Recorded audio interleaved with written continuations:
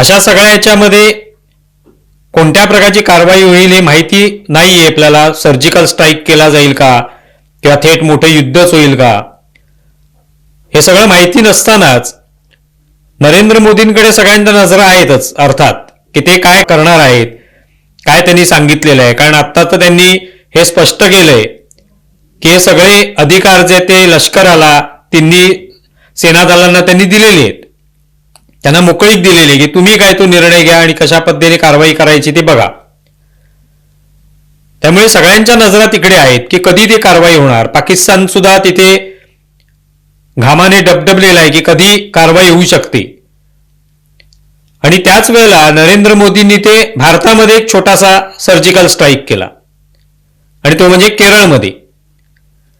केरळमध्ये एक आंतरराष्ट्रीय बंदर तिथे उभं राहिलेलं आहे आणि त्या बंदराचं उद्घाटन नरेंद्र मोदींच्या हस्ते झालं.